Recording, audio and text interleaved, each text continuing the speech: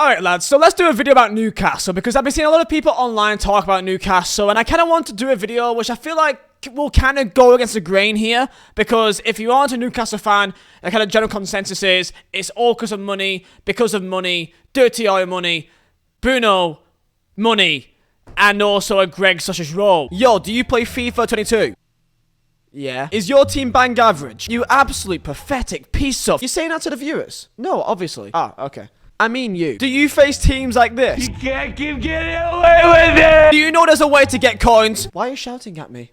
Then go to userbuy.com for the cheapest and most reliable place to buy your coins on FIFA 22. Link is down below in the description. And also use code Vizeh at checkout to get a discount. I've been seeing Twitter recently in the general consensus of Newcastle this season. And I kind of want to just do a video talking about why I generally disagree with the notion that it is purely all money. And I do feel like it's an easy cop-out to just kind of just put all of the success that they have got right now only on money. And it's almost a bit of a, what's the word, hypocritical of a lot of fans of teams who has spent like money, like big money, spent a lot more than what Newcastle have, and they're just like, yeah, but you're only 9th because of money. So basically, why am I doing this video? And that's because I like to talk football. I've done many videos about many other clubs, like if it's like Arsenal, if it's like Chelsea, if it's like United, whoever else, Everton, and today it's Newcastle. I think that Eddie Howe deserves a lot more credit than what people want to give, solely because of the fact that they got bought out by, of course, you know, PIF, pretty much, you know, Saudi Arabia. But before we do start, we do need to go back in time to where Newcastle was before Eddie Howe and Saudi Arabia money came in, because it's important. So Newcastle, right now, as you can see, are 9th. They are 9th in the Premier League. I can't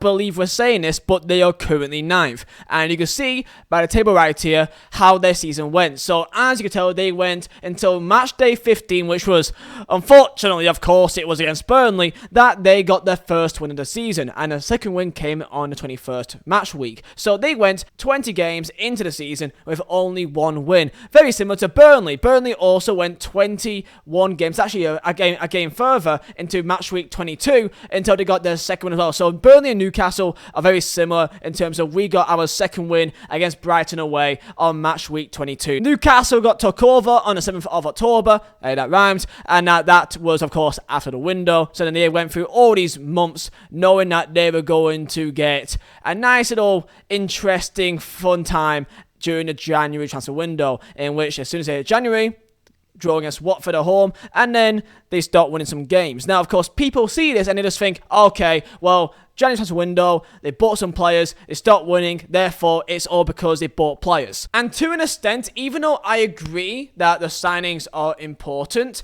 the one thing I'll say is that if Newcastle only just stayed up, like if they were like 14th, 15th, you know, they only stayed up like a good couple of points, they only won like a couple more games extra, then you can maybe point more fingers at the fact that, okay, maybe the investment in January for signing a player like a Bruno, which is a big player, which they would not have got if it wasn't because of the investment, you would imagine, maybe that would be a factor. But the fact that they are currently 9th in the league and their form is actually better, then I think they're the 3rd most informed team in the league. Since the turn of the new year, they are the 3rd most informed team in Premier League, of course below City and Liverpool. Since January, they've only lost 2 games, they've won 8 games, they went multiple games unbeaten, had some losses here, and then they're back to winning again. And when you look at the team that they are actually putting out, you actually look at the lineups, it actually isn't that much reliant. So who did he sign in Jan? Well, he signed Bruno, who is a very big signing and a player that they would have not brought in, I don't think, without the investment, of course. Got Chris Wood, that I think also, I don't think they would have brought in because I don't think they would have had the money to spend on him. Maybe it's possible, but I doubted it. If they didn't have the investment, that they would have done it.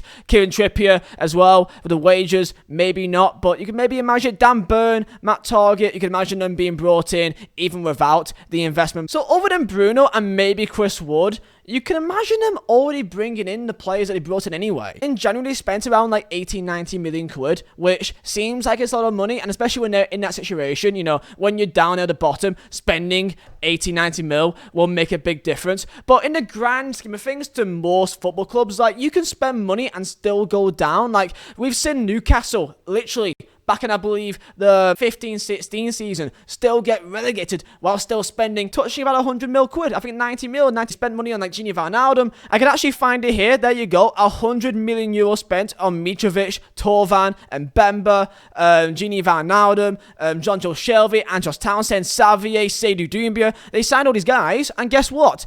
Even with 100 mil spent, they still got relegated. Even Everton right now, they spent about $500 million in how many years, and they could still go down. And they spent how much last year, and how much on wages, and they could still go down. So again, I think it's an easy cop-out just to look at purely the money that they've spent and say, that's why they're doing well. Because you can still spend money, and you can still get relegated, and you can still be poor. Man United is a prime example. They are the most expensive squad in football history, and they are literally 7th in the Premier League. Sorry, actually, I'm lying. It's actually 6th. But even still, it's pathetic for how much they actually have spent. And also the team that they actually have. It's pathetic. For example, right, match week 28, they were still down there. They were still fighting. And this is their team. Fabian Shaw, Target, Dan Burn, Joelinton, Shelby, Willock, Chris Wood, Fraser, Jacob Murphy. And they still beat Brighton. Like, they can still have just normal players like a Chris Wood, Dan Burn, Target, and he still did well. Joelinton has been one of their best players all year, and he was literally a meme. So, by the way, I will say it again, the money that he spent definitely helped them stay up. However, by how much they exceeded how well they've been playing to be the 3rd most informed team in Premier League across the last 4 months, that is not purely down to just money. Eddie Howe has done a fantastic job. He has massively surprised me because defensively, they've been sound, and I've always seen Eddie Howe as a guy which is, plays nice football, attacking kind of football, but defensively, I've always felt like they were weak, and it surprised me that they've actually been pretty decent in terms of defensive performance this year. This is a Premier League form table. In the last 15 games, Newcastle are 3rd, and what is also most impressive is the defense. They have only conceded 13 goals in the last 15 games, which also makes them conceding the 3rd less to any other team in the Premier League.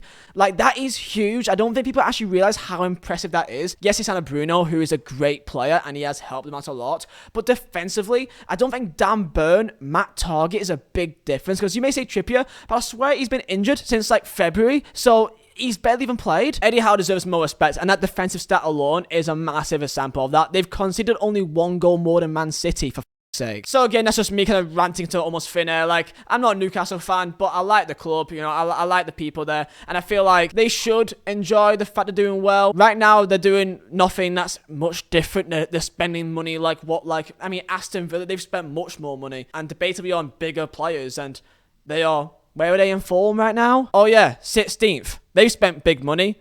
They've spent well. They've spent on big players like Coutinho, and they're 16th for the form. It's not as simple as spend money equals success, and I think that is important right now, and I think Newcastle fans should be very proud of what Eddie Howe has done there, especially for what has impressed me the most is defensively. I mean, Christ, man, they've won 5 games in a row at home, and I know it's against like Leicester, Brighton, Villas, but even still, do I think Eddie Howe is a man to take them far? Let's say he could be the man to get them to top 4.